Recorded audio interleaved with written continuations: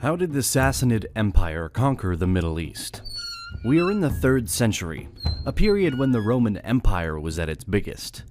More to the east, many conflicts happened. The Parthian Empire was weakened by internal problems and wars with Rome.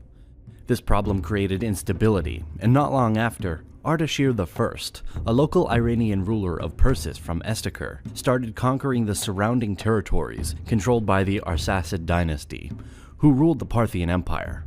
Ardashir confronted the Parthian king, Artabanus V, at the Battle of Hormozdan on the 28th of April 224 AD. The Parthian king was defeated and killed. This marked the end of the Parthian Empire and the start of the Sassanid dynasty, and a new era for the Persians.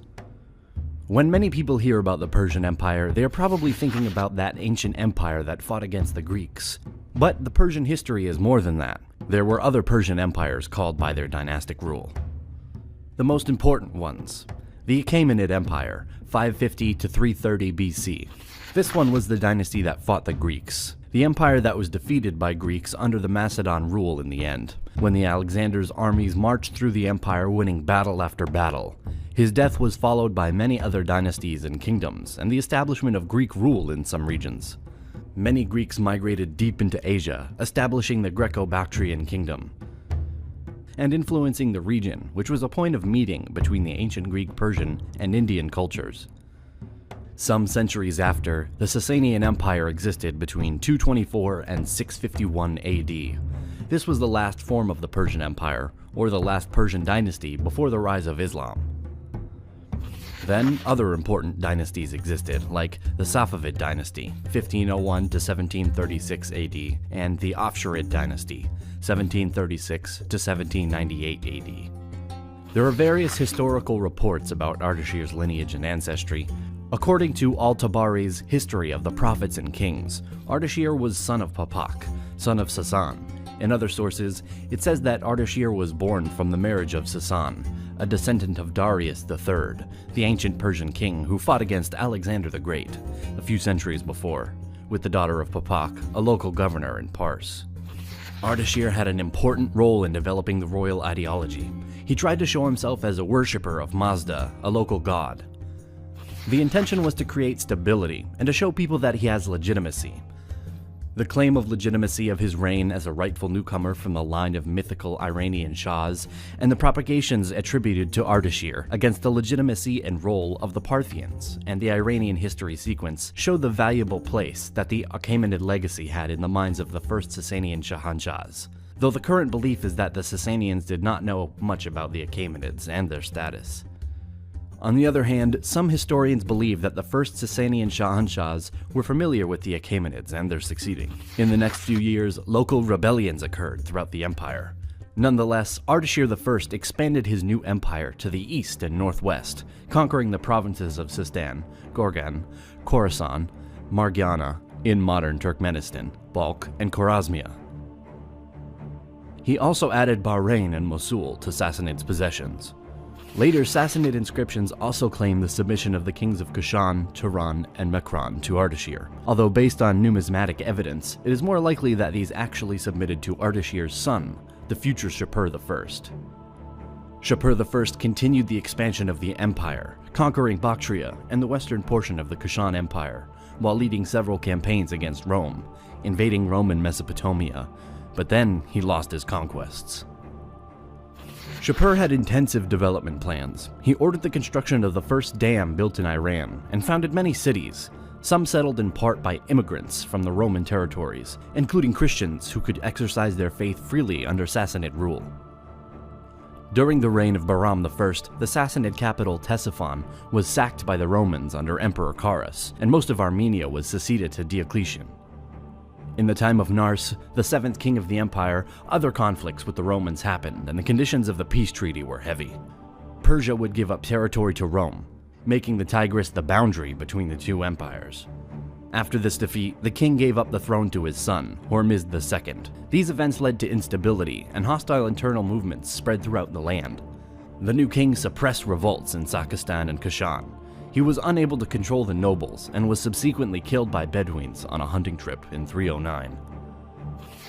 Following Hormizd II's death, Northern Arabs started to ravage and plunder the western cities of the empire.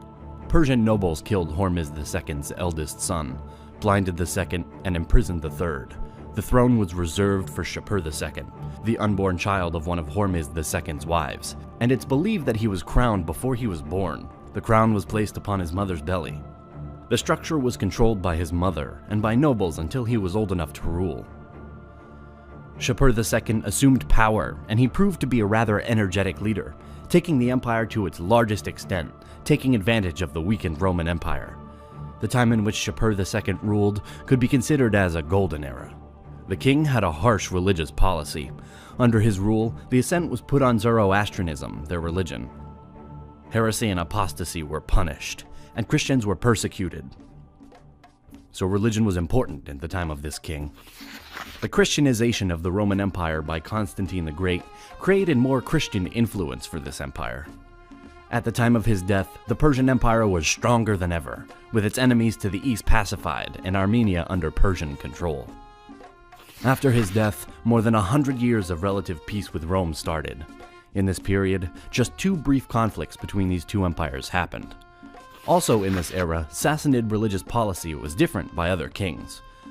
Despite a series of weak leaders, the administrative system established during Shapur II's reign remained strong, and the empire continued to function effectively. Incursions, other wars, reforms, and different rulers existed between 379 and 500 AD. This was an interesting period, and we will give more details in the video about the Sassanid collapse. The start of the 6th century can be seen as a second golden era for this empire. Again, many other conflicts happened between the Persians and the Romans. Large important battles existed at Dara in 530 and Callinicum in 531. The Byzantine Emperor Justinian I paid to the Sassanid king, Khosrau I, 440,000 pieces of gold. In 540, Khosrau broke the treaty and invaded Syria, sacking Antioch and extorting large sums of money from a number of other cities. And again, the Roman-Sassanid wars were on. Probably the most important of Khosrau's achievements was seeking knowledge, and the special attention given to the Academy of Gundashapur. This academy was one of the most important centers of learning in the world's history, as it sought texts from all of the neighboring countries, from Greek philosophers to Iranian religious texts and Indian works as well, translating them not only to Middle Persian, but also Greek and other languages. Also, he was tolerant about other religions, and it's believed that one of his sons became a Christian. Around 570, the half-brother of the king Yemen requested Khosrau's intervention, and the Sassanids were able to establish a base in South Arabia. Another Persian expedition was sent in 598 that successfully annexed southern Arabia as a Sassanid province. Khosrau's son Hormizd took the throne in 579, but was overthrown by a coup. Khosrau II was put on the throne, but was defeated by the Persian general Bahram Chobin, who became king. Khosrau II fled to Byzantine territory, and asked the Byzantine Empire for help against the usurper, in exchange for some territories in Caucasus. The combined Byzantine-Persian army raised a rebellion against Bahram, defeating him at the Battle of Blarathan in 591. When Khosrau was subsequently restored to power, he kept his promise. After Maurice was overthrown and killed in 602, however, Khosrau II used the murder of his benefactor as a pretext to begin a new invasion. An unprecedented expansion happened. Persians attacked the west and captured Antioch in 611. Jerusalem fell in 614, Alexandria in 619, and the rest of Egypt by 621. On the map, the Sassanids took control over a large territory, being compared even with their ancient predecessors, the Achaemenids. Sasanian art borrowed from ancient Near Eastern and Greco-Roman traditions to express a new Iranian cultural identity, particularly manifest in prestigious monuments and objects connected to the royal court. Secure dates from many Sassanid buildings and works of art are difficult to determine, in part due to the lack of material from documented archaeological contexts. Trade, conquest, and diplomacy resulted in the diffusion of Sassanian luxury arts, both east and west, during the 4 centuries of Sassanian rule. But this huge achievement exhausted the Persian armies. The population was overtaxed, and the effort led to economic problems and instability. All this combined with the expansion of a new power and religion will put an end to this empire, just after 30 years since their huge expansion. But this is a topic for another video. Thank you so much for watching. Don't forget to subscribe to our channel and hit the bell button to be notified when a video is uploaded. Also, we cannot end this video without thanking our few but very generous supporters on Patreon. Your support is much appreciated and it helps our work a lot.